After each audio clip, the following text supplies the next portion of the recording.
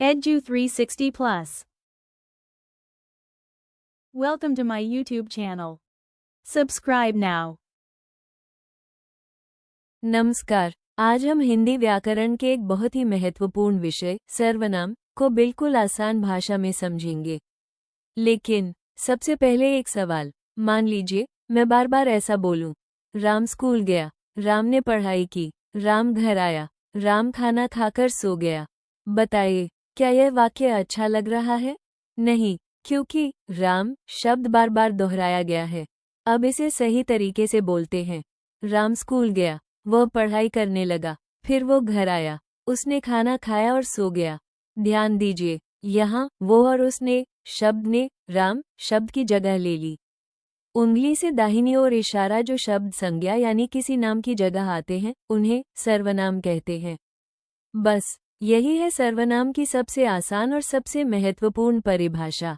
अब आगे हम सर्वनाम के सभी प्रकार को उदाहरणों और आसान ट्रिक्स के साथ समझेंगे। तो चलिए शुरू करते हैं। सर्वनाम के प्रकार। हिंदी भाषा में सर्वनाम के 7 प्रकार होते हैं। 1. पुरुषवाचक सर्वनाम। 2. निजवाचक सर्वनाम। 3.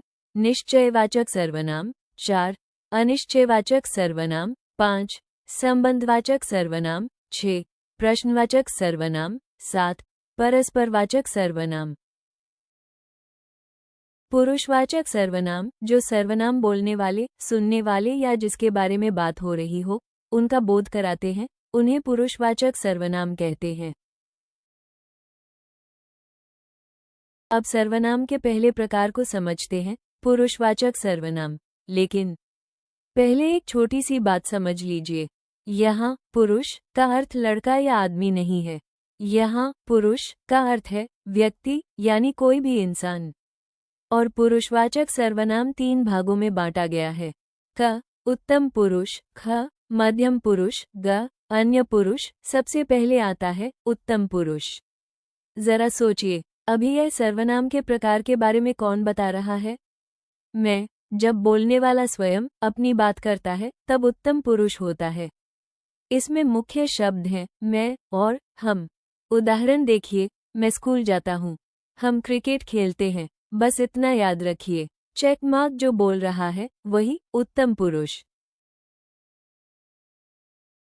ख मध्यम पुरुष। अब बात करते हैं मध्यम पुरुष की।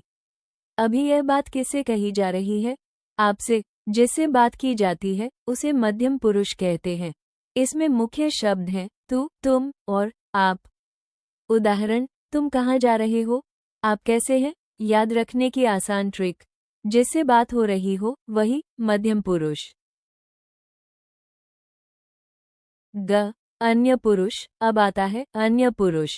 मान लीजिए मैं और आप किसी तीसरे व्यक्ति की चर्चा कर रहे हैं। ऐसी स्थिति में वह अन्य पुरुष कहलाता है। इसमें मुख्य शब्द हैं ये, वह, ये और वे। उदाहरण, वो मेरा मित्र है, ये बच्चे खेल रहे हैं। एक बात हमेशा याद रखिए, जिसकी चर्चा हो रही हो वही अन्य पुरुष। Super trick. बोलने वाला उत्तम पुरुष, सुनने वाला मध्यम पुरुष, जिसकी चर्चा हो रही हो अन्य पुरुष। बस यह एक ट्रिक याद हो गई तो पुरुषवाचक सर्वनाम कभी नहीं भूलेंगे। आइए अब सर्वनाम के दूसरे प्रकार को समझते हैं, निजवाचक सर्वनाम। सबसे पहले एक बात समझिए। निज शब्द का अर्थ होता है अपना, यानी जब कोई व्यक्ति अपने बारे में या अपनी ही वस्तु की बात करता है तब वहां निजवाचक सर्वनाम का प्रयोग होता है। परिभाषा। जो सर्वनाम कर्ता के अपनेपन या स्वयं का बोध कराते हैं उन्हें निजवाचक सर्वनाम कहते हैं। मुख्य शब्द स्वयं, अपना, अपनी, अपने। उदाहरण, पहला उदाहरण देखिए, मैं स्वयं जाऊंगा। यहाँ स्वयं शब्द बता रहा है कि मैं खुद जाऊंगा, इसलिए स्वयं निजवाचक सर्वनाम है। दूसरा उदाहरण देखिए, उसने अपना काम पूरा किया। यहाँ अपना शब्द बता रहा है कि काम उसी का है, इसलिए अपना भी निजवाचक सर्वनाम है।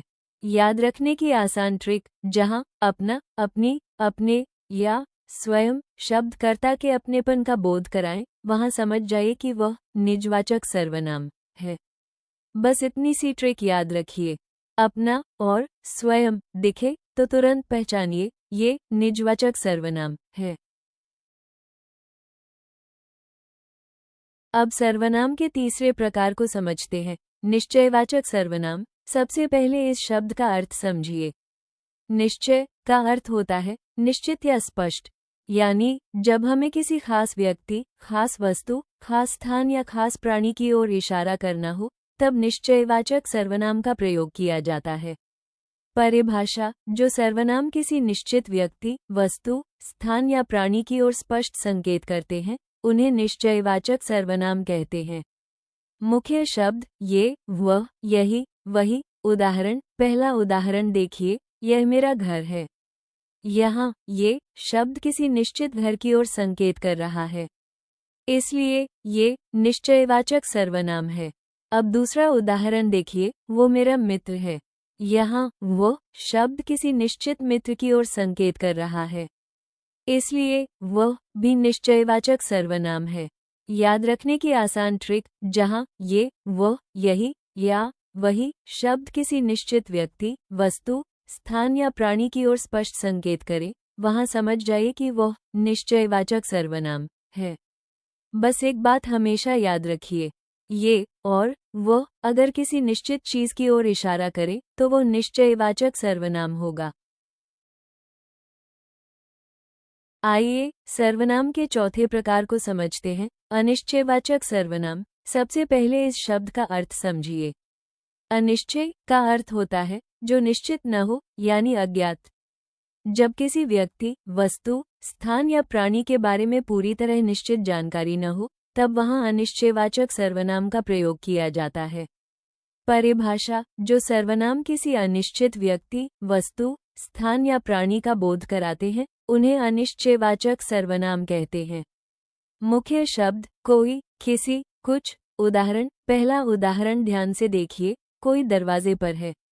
यहाँ कोई शब्द से हमें ये तो पता चल रहा है कि दरवाजे पर कोई व्यक्ति है, लेकिन वो कौन है यह निश्चित नहीं है, इसलिए कोई अनिश्चयवाचक सर्वनाम है। अब दूसरा उदाहरण देखिए, कुछ बच्चे खेल रहे हैं। यहाँ कुछ शब्द से यह पता चलता है कि बच्चे खेल रहे हैं, लेकिन कितने बच्चे खेल रहे हैं यह निश्चित नहीं है, इसलिए कुछ भी अनिश्चयवाचक सर्वनाम है। याद रखने की आसान ट्रिक: जहाँ कोई, किसी या कुछ जैसे शब्द किसी व्यक्ति, वस्तु, स्थान या प्राणी के बारे में निश्चित जानकारी न देकर केवल अनिश्चित संकेत करे, वहां समझ जाइए कि वह अनिश्चयवाचक सर्वनाम है। बस एक बात हमेशा याद रखिए, जहां पहचान स्पष्ट न हो, संख्या निश्चित न हो या जानकारी अधूरी हो और कोई, किसी या कुछ जैसे शब्द आए, वहां अनिश्चयवाचक सर्वनाम होता है। अब सर्वनाम के पांचवें प्रकार को समझते हैं, संबंधवाचक सर्वनाम। सबसे पहले इस शब्द का अर्थ समझिए।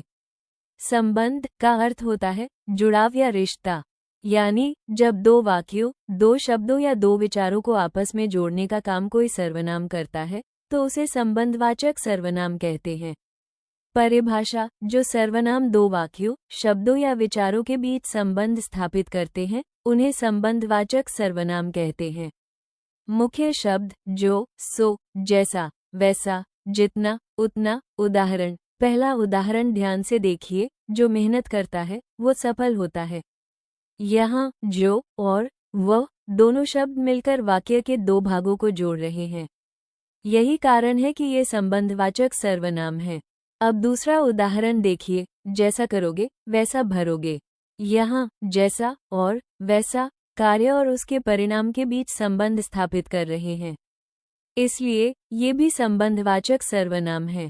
याद रखने की आसान ट्रिक: जहाँ जो, वो, जैसा, वैसा या जितना, उतना जैसे शब्द दो वाक्यों, शब्दों या विचारों को आपस में जोड़े, वहां समझ जाइए कि वह संबंधवाचक सर्वनाम है। बस एक बात हमेशा याद रखिए, यदि कोई सर्वनाम दो बातों के बीच संबंध जोड़ रहा है तो वो संबंधवाचक सर्वनाम कहलाता है। सर्वनाम के छठे प्रकार को समझते हैं, प्रश्नवाचक सर्वनाम। सबसे पहले इस शब्द का अर्थ समझिए। प्रश्न का अर्थ होता है सवाल, यानी जब किसी व्यक्ति, वस्तु, स्थान, समय या किसी विषय के बारे में सवाल पूछा जाता है, तब वहाँ प्रश्नवाचक सर्वनाम का प्रयोग होता है। परिभाषा: जो सर्वनाम किसी व्यक्ति, वस्तु, स्थान, समय या विषय के बारे में प्रश्न पूछने के लिए प्रयुक्त होते हैं, उन्हें प्रश्नवाचक सर्वनाम कहते हैं। मुख्य शब्द: कौन, क्या, किस, किसका। उदाहरण: पहला उदाहरण ध्यान से देखिए। कौन आया है? यहाँ कौन शब्द किसी व्यक्ति के बारे में प्रश्न पूछ रहा है, इसलिए कौन प्रश्नवाचक सर्वनाम है। अब दूसरा उदाहरण देखिए। क्या चाहिए? यहाँ क्या शब्द किसी वस्तु या आवश्यकता के बारे में प्रश्न पूछ रहा है, इसलिए क्या भी प्रश्नवाचक सर्वनाम है। याद रखने की आसान ट्रिक: जहाँ कौन, क्या, किस या किसका जैसे शब्द किसी व्यक्ति, वस्तु, स्थान, समय या विषय के बारे में प्रश्न पूछने के लिए आए, वहां समझ जाइए कि वह प्रश्नवाचक सर्वनाम है। बस एक बात हमेशा याद रखिए, जहां सवाल होगा वहां कौन, क्या, किस या किसका जैसे शब्द मिलेंगे और वही होंगे प्रश्नवाचक सर्वनाम। तो आइए अब सर्वनाम के सातवें और अंतिम प्रकार को समझते हैं, परस्परवाचक सर्वनाम। सबसे पहले एक शब्द का अर्थ समझिए। परस्पर का अर्थ होता है एक दूसरे के साथ या आपस में, यानी जब दो या दो से अधिक व्यक्ति एक दूसरे के साथ कोई संबंध, व्यवहार या क्रिया करते हैं, तब वहां परस्परवाचक सर्वनाम का प्रयोग होता है।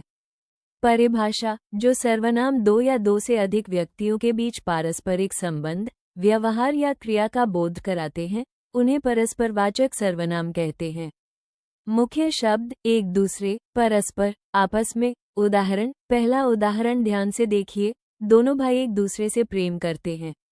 यहाँ एक दूसरे शब्द बता रहा है कि दोनों भाई आपस में प्रेम करते हैं, इसलिए एक दूसरे परस्परवाचक सर्वनाम है। अब दूसरा उदाहरण देखिए। वे आपस में बात कर रहे हैं। यहाँ आपस में शब्द ये बता रहा है कि वे एक दूसरे से बातचीत कर रहे हैं, इसलिए आपस में भी परस्परवाचक सर्वनाम है। याद रखने की आसान ट्रिक: जहाँ एक दूसरे, परस्पर या आपस में जैसे शब्द दो या दो से अधिक व्यक्तियों के बीच पारस्परिक संबंध, व्यवहार या क्रिया का बोध कराएं, वहां समझ जाइए कि वह परस्परवाचक सर्वनाम है। बस एक बात हमेशा याद रखिए, जब लोग एक दूसरे के साथ कोई काम करें, प्रेम करें या बातचीत करें और एक दूसरे, परस्पर या आपस में जैसे शब्द आए, तो वो परस्परवाचक सर्वनाम होगा। ये सारांश प्रतियोगी परीक्षाओं CTET, TET, UPSC, GPSC, SSC, railway 6 से 12 तक के विद्यार्थियों के लिए तथा विद्यालय परीक्षाओं के लिए अत्यंत उपयोगी है। हमारा यह वीडियो देखने के लिए आपका हार्दिक धन्यवाद। यदि आपको यह वीडियो ज्ञानवर्धक और उपयोगी लगा हो तो इसे लाइक, शेयर और कमेंट जरूर करें। ऐसी ही आसान भाषा में पढ़ाई, प्रतियोगी परीक्षाओं की तैयारी और महत्वपूर्ण शैक्षणिक वीडियो सबसे पहले देखने के लिए हमारे चैनल को अभी सब्सक्राइब करें और बेल आइकॉन अवश्य दबाएं। आपका एक सब्सक्राइब हमें और भी बेहतर एवं गुणवत्तापूर्ण शैक्षणिक वीडियो बनाने की प्रेरणा देता है। मिलते हैं अगले शानदार वीडियो में। धन्यवाद। जय हिंद।